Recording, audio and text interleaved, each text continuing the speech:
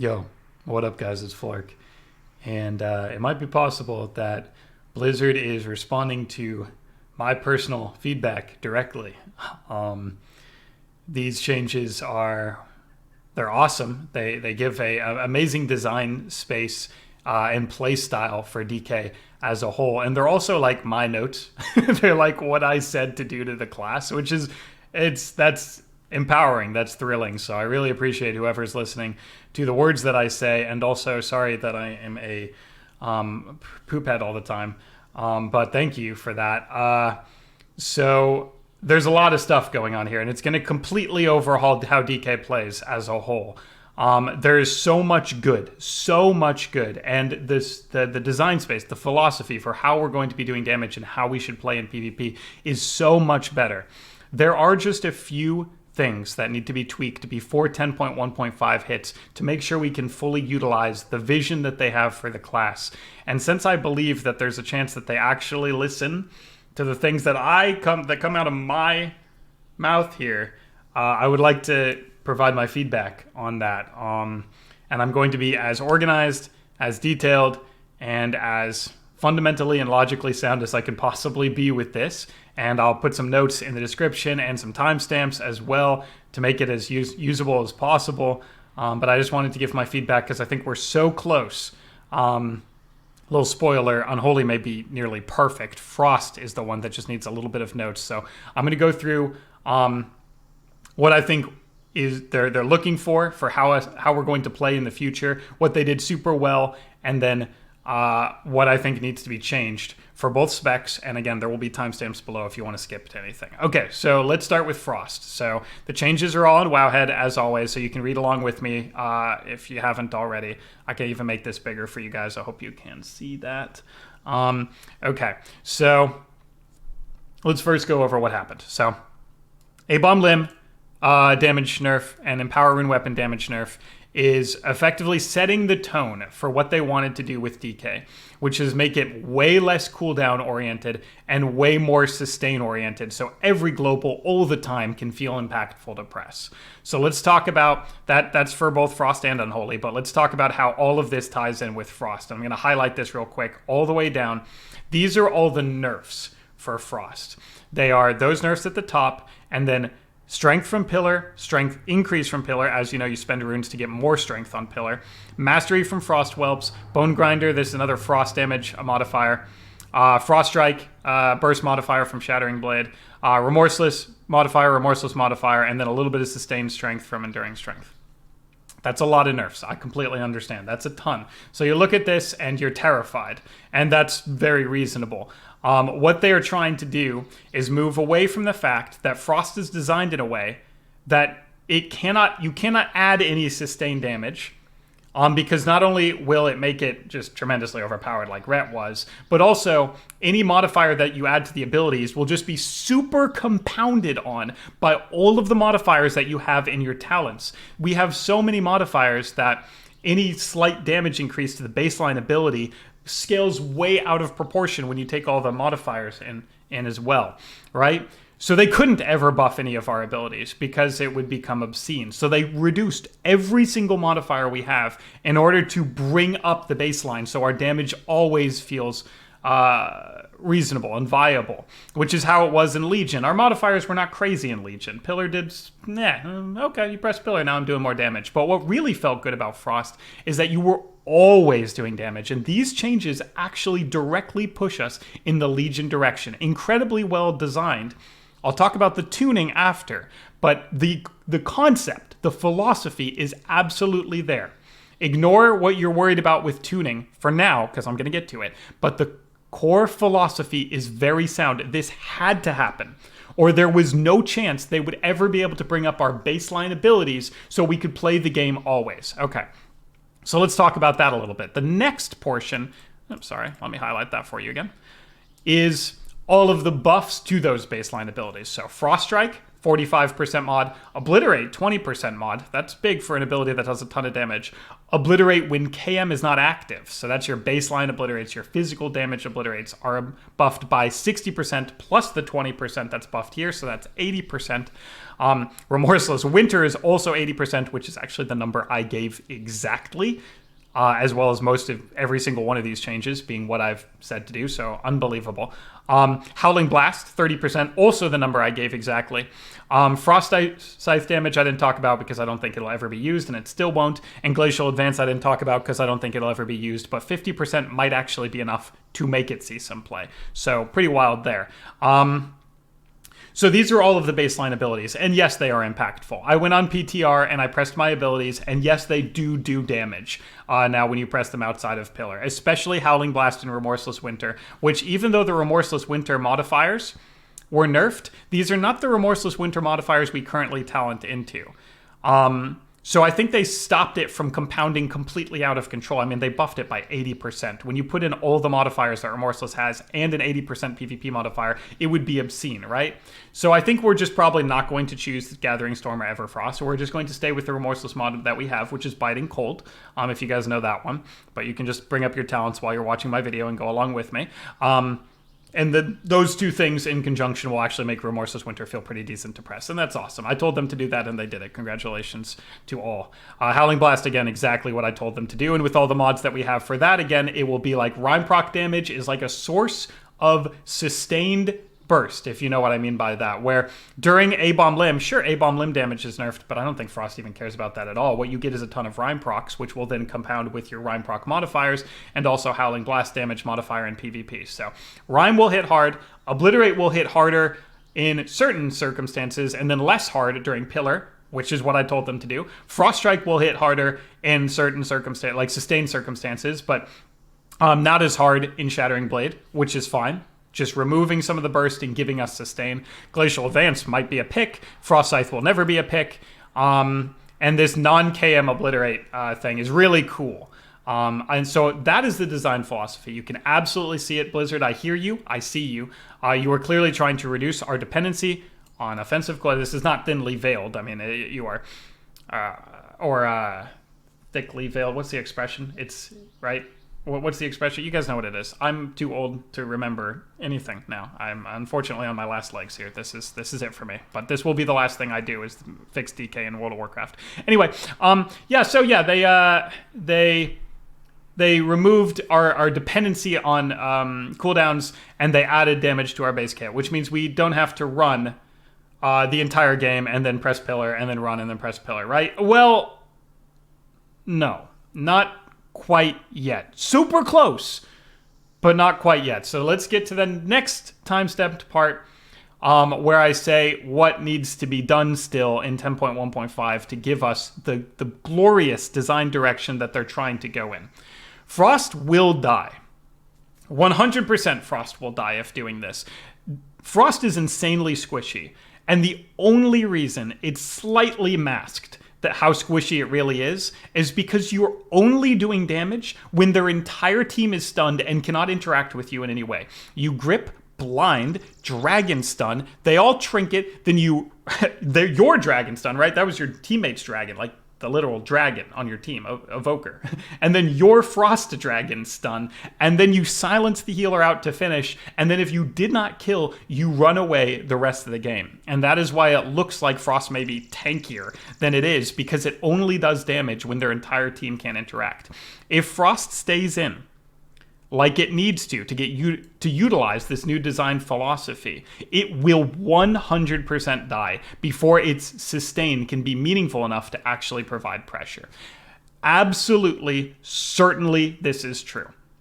Because Frost was already hit insanely hard by the nerfs at the very beginning of the expansion before the season even released. That was already a problem, and the only thing that was keeping it afloat was this hit and run play style. So taking that out means we will feel the pain of, we have no Spell Warden. That's fine, keep that out of the game, but we have no Spell Warden. Will of the Necropolis was nerfed, Death Strike was nerfed, AMS is literally paper, it falls off like this. That is what happens, right? And Frost being able to stay in is not really something it'll get from these changes. It would be a combination of these changes plus survivability. That is how you stay in, by being able to live. I do not think there is any universe where reverting the Death Strike nerf and the AMS nerf will cause this broken juggernaut of a class. Because right now, when I press Death Strike, my health goes down as a result of pressing it. So unnerfing 25% effectiveness, it will then go up when I press it, which would be a fantastic change of pace. The other thing is, again, AMS is truly paper. We were oppressive against casters, but that was because of Spell Warden, because not only did it provide passive mitigation, it also provided passive disruption. Remember, it slowed their casting speed and deflected damage, as well as giving you a healing absorb. Spell Warden was an all-in-one anti-caster domination tool, and it's literally completely removed from the game now in the form of that PvP talent. So AMS having effectiveness again is okay. So AMS needs to be completely reverted, and Death Strike should be completely reverted, and then Frost can play in order to utilize these things. Otherwise, and I assure you this, developers, anybody who's listening, your dream will not come true, because we will stay in for 5 seconds and be like, oh, I have to run still because I'm dead, right? And then we're doing the same thing we were doing before, which is hit and run, but we're not hitting hard because you nerfed all the burst, right? Which, again, I'm with you with, as long as I can play the build that you want me to play, a sustain-oriented, and I want me to play a sustain-oriented build. We both want that. So, to recap, Death Strike, unnerfed. AMS, unnerfed. Will of the Forsaken will stay nerfed, and Spell Warden will stay out of the game, and you're good, right? We're on the same page here. So we get it. We get what you're trying to do. Okay, the one other thing.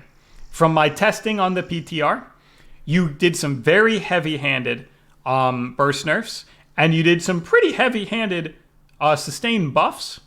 I think you could touch one knob, and it completely brings your vision to life. And I do believe this. It's this one, actually. Obliterate damage is now increased by an additional 60% when KM is not active in PvP. Make this 80. Just do it for me. Like, literally trust me. I pressed it, and it's still, like, not enough for you to really ever want to press the ability. I mean, you're going to because it generates runes, but imagine your entire dream comes to life. I swear. If we have this at, like, just 80%, everything else you did stays exactly the same, including the nerfs. I'm with you on the nerfs still. And we have survivability, and I'll tell you why. Because we don't have crit, right? We can't run crit now. Crit damage is so nerfed. So we're not going to do any spiky hits that are out of control, but we will always have a source of damage, whether or not it's an obliterate KM, a non-KM obliterate, a frost strike, or your remorseless winter go, or a rhyme proc. All of these things will do damage, which allows us to press them always, so we get ice cap value. Even though our crit is low, we'll still stay in long enough to actually get some crits, get our pillar back up. Pillar is not as impactful now, so it's okay that we have it more often. And we'll always do damage, and then we'll press pillar, and we'll do slightly more damage, and then we'll go back to doing regular damage, and then we'll do more damage, and regular damage, and more damage, and we'll stay in, and we'll get utilized. That's what Legion Frost played like. That's exactly it. This is not there yet, though. I went to the PTR, and I tested your changes directly. Make this 80%, and that's it. I swear to God. That in the Death Strike and AMS, and you're fine. That's my take on Frost. Was I concise enough? Did I explain it well enough? It is, everything is chill with me, including all these nerfs, but you have to buff Death Strike back to regular value, buff AMS back to regular value, and just give this one little bump. The non-KM obliterate. One little bump. Okay. That's Frost. Let's go down to Unholy. Unholy still gets these as well, so it's less cooldown reliant on those buttons. And it'll be less cooldown reliant on Dark Transform, which is nerfed. And apoc ghoul damage, but not apoc itself, and we'll get to why. I mean, spoiler, it's because of bursting wounds damage being way increased. Which is really cool, because our pets get rooted. I actually made the feedback directly that we were just too reliant on just nonsense, press all your setup globals, and then your pets just do a bunch of damage, and if they get rooted, you're sad, and your globals don't feel impactful, and they did absolutely everything I asked for. Unholy may be perfect. I don't even say that lightly. This may be the perfect iteration of Unholy with the current mechanics. I mean, you can't go back to like Fester, Strike, extending diseases. That's not how we couldn't do that. That's not how the game is even close to playing right now. So leave that behind. With the current design of Unholy, this is absolutely the profile of doing damage that we would love to do in PvP. And they're actually all of my notes directly. So I think I designed Unholy. I think that's possible. That's crazy. Welcome to your new DK develop. I'm kidding. I don't work for them. I'm kidding. Sorry, I'm kidding. But seriously, these are all my notes. Cool. So let's take a look at them. Raise A-bomb has been removed. I know that this is not exactly what people were thinking of when I said make it baseline a million times, and they were like, to heck with it, we're done with it. And I think that's okay. So we lose the value of Raise A-bomb pulling out of stealths and immediately applying all your diseases and applying a ton of wounds. And all three of those things were amazing. That's why it was an auto pick, because you needed that, and you needed it to make the talent work, and you needed to make the tier set work, and I talked about that ad nauseum. And they were like, instead of making it baseline, they were like, let's just remove it. Because now, this might actually extend into the future of the game. Army of the Dead is an ability we have. Raise A-bomb is a fleeting PvP talent, right? Army of the Dead, they seem like they're going to continue making that a big portion of how Unholy plays in PvE. So forever, we would have this problem where we were designed around an ability we didn't have. Well, now we have the ability, and it may only summon 4 ghouls, excuse me, but its burst in PvE was so preposterous that I think that is absolutely required. Now, I think Army of the Dead should be reduced in cooldown as well to better make it play in a PvP environment, because right now you have the cooldown reduction on it for sure, but getting it even down to 4 minutes with the level of uptime we have is still probably too long for solo shuffle for certain. So making it a lower cooldown, in addition to summoning 4 ghouls, I think is totally cool. I don't think it needs to be like half the cooldown, because you still have the cooldown reduction, and we do have the Army of the Ghoul damage increase, which there it is right there, right? So maybe like 6 minutes. I know that sounds ridiculous, but again, there's a huge cooldown reduction on Death Coil, and we're going to be pressing a lot of Death Coil, so it'll probably then come down to like 3 minutes, I don't know, with max Death Coil pressage. I'm not really sure about that one, but yeah, bring the cooldown down, I think. Oh, I said I wasn't going to do feedback until the timestamp. Okay, sorry, you got an extra little bit of feedback. Okay, so let's actually talk about all these things. So Raise A-bomb being removed, we just talked about that. You do lose a lot of utility, but heck, it's a PvP talent, so it should be good. We're getting Army of the Dead effectively baseline, because we talented into it every time already, and it's really high damage. So we lose some things from Raise A-bomb, and that's understandable, because look at all this that we get. We get Army of the Dead, we get apoc now doing way more damage, and it's because festering wound damage is massively increased in PvP. And summoning less ghouls, but the ghouls themselves do more damage from this right here, right? So we are less dependent on the little frail Army of the Dead guys that get cleaved to death and get rooted and get AoE blinded and AoE stunned, and we're more reliant on us, the people pressing the button, right? So that's really cool. Army of the Dead ghoul damage being increased also just makes Army of the Dead, like I said, the army, the button we press, still impactful, even though it's only 4 ghouls. Okay, we talked about that. Ruptured Viscera was just terrible, and we never picked it over Magus, so they're just trying to make it something we pick, which is cool. I mean, it's like a burst. It's like a burst option that ends our burst cooldowns instead of starting them, right? I'm trying to explain this properly. So like, you're going to have a good source of burst at the beginning when you press Apocalypse, and then a good source of burst at the end when everything blows up. Now you're like, okay, well, yeah, but you only have 2 ghouls now. Well, actually, you have 6. So we used to have 4, and now we have 6 that will blow up, and they're all buffed by 100% on the blow up. So yeah, I do see a world where that does a nice chunk of spike damage, and I think that's a really cool way to still make our cooldowns do something in a different way than they used to, but not be so cooldown oriented. So that's a very cool change. Dark Transform nerfed because, like I just said, we're about to get, well, here, let me just go over it. Death Coil damage, big increase. Scourge Strike, huge increase. Clawing Shadows, huge increase. Festering Wound, massive increase. And it does need to be this massive with all the other nerfs that they are adding. Festering Wound is generally like 4% of your damage. So now it's going to feel really impactful to press Clawing to burst wounds because Clawing does more damage and the wound itself does more damage. And then press apoc to burst wounds because apoc will do a decent amount of damage, but then you burst 4 wounds at the same time. And while the ghouls are not going to be doing as much damage because you don't summon as much, the wounds will be doing a lot more. Okay, cool. So now we are right in their head, right? That is what's happening for Unholy. What's the synopsis? Because I know I said a lot of words, as I always do. The synopsis is, Unholy, when it presses abilities, you will feel it. You will feel when it presses those abilities because Clawing will hit harder, Death Coil will hit harder, the wounds that Clawing bursts will hit harder, the apoc will hit harder, the ghouls will do more damage and be, but there's like less of them, so it's not like you're just trying to like swarm with a bunch of tiny little hit ghouls. Rather, you're trying to do short bursts, and then I guess maybe they'll all blow up if we end up running that talent, and then another short burst, right? So press button, do damage, press button, do damage. Dark Transform being nerfed is actually perfectly in line with that philosophy, because when you press Dark Transform, your pet just did more damage over a window, right? It's not like when you press Dark Transform, you got a hit out of it, right? No, sure, you were going to do more damage as a result of pressing it, but it was going to come over a long period of time, which again is very susceptible to roots and AoE blind and everything. So it's like you press Dark Transform and it didn't hit for anything, right? It barely hit for anything, right? But at the promise that you would do damage eventually, but that eventually may never have came because of Frost Nova, right?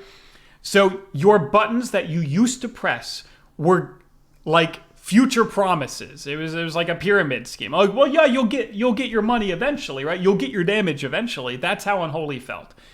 And when it all worked out, it was nice, but it wasn't impactful enough to be really nice. And as we know, nobody was doing super hot with Unholy right now. I think all of you guys have been, relenting in how unfun and how bad it feels to play. Well, this changes all of that. It puts all of that focus into the abilities we press. So when we press them, we are immediately getting a result instead of getting the promise of result later. So yes, I get it. You see things like Dark Transform is nerfed and Army only summons 2, but it is removing the things that are promise damage and front loading them into the active damage from when you press the ability itself. And that is how every single change is oriented. So it's amazing. I mean, I don't think they should change anything here. I would have to see, once it comes out, if the tuning is all proper. They have access to the numbers as well. Hopefully they believe that the tuning is proper. I believe that it is, but I would need to see. I don't want them, if there are like little tweaks that end up being way too much or something, just bring it down slowly. Don't go from like 310% festering wound damage to 30% festering wound damage, right? We already know Festering Wound does nothing in PvP. It's almost as if bursting a wound does not exist as a mechanic. So make it from 310 or whatever to 280 or 250 if you need to bring it down. But I don't think you do. From what I've seen, I think that Unholy just plays like a class again. Okay, so that is what's happening with Unholy. Okay, so my notes on it. God, barely anything. What did I say? Army of the Dead cooldown should maybe be looked at because 8 minutes is weird in a PvP environment and the cooldown reduction will never apply because I don't think you'll ever be able to reduce it enough to press it twice. So just look at the Army of the Dead cooldown and then the Death Strike and AMS things. I mean, yeah, Unholy could get that too. I think Unholy would be pretty tanky with that. Don't let that stop you from giving it to Frost. I don't care if you have to divide the specs. You have to give that to Frost. You literally have to. But if Unholy gets it as a result of Frost getting it, I think that's okay. I don't see a universe where Unholy is just like god tier tankiness. And if you need to do something, just reduce the necrotic wound ceiling again. I don't care. I know people will get mad at it. I don't care. If you have to, keep both specs having the same Death Strike modifier and AMS modifier for the sake of it, then just remove necrotic wound sealing a little bit more and let Frost have its ability to survive. And then Unholy will have more active mitigation, which is way more cool than passive mitigation anyway. So, final notes. Army of the Dead, cooldown reduction looked at. Death Strike and AMS baseline for both Frost and Unholy back up to what they should be. Active mitigation that you press at a sacrifice of runic power and a global to heal you, or active mitigation to remove magical damage so you have an answer against spellcasters now that Spell Warden is out. Remove those back to 100% effectiveness. Frost, one ability thing. Obliterate damage. I think that this could be brought up a little bit more. And if you need to, nerf Necrotic Wounds healing, which is okay. Everything else is beautiful. I understand the direction. I love what you did with Unholy. I hope that Frost is tuned properly. Please keep looking at the numbers. If Frost is still bad, just, you have it now. You have the whole design philosophy. It's right here. All you have to do is just tweak these. Just the tiny, or these. Right? Obliterate damage, Howling Blast damage, Remorseless. You can just tweak them. If this isn't good enough, you have the style of doing damage now, and Frost Burst will never be out of control again. You literally nerfed every single Frost Burst ability in the entire history of the game, right? You nerfed them all. So if this is not enough for Frost, just tweak it. Okay. Those are my notes. I think I was super logically sound with that. Thank you for working with the DK community. Let's keep working to make sure that this works out well. I'm iffy about Frost, but I have high hopes. Unholy, wow, tremendous. What a great job. And, okay. Peace. Thanks for watching.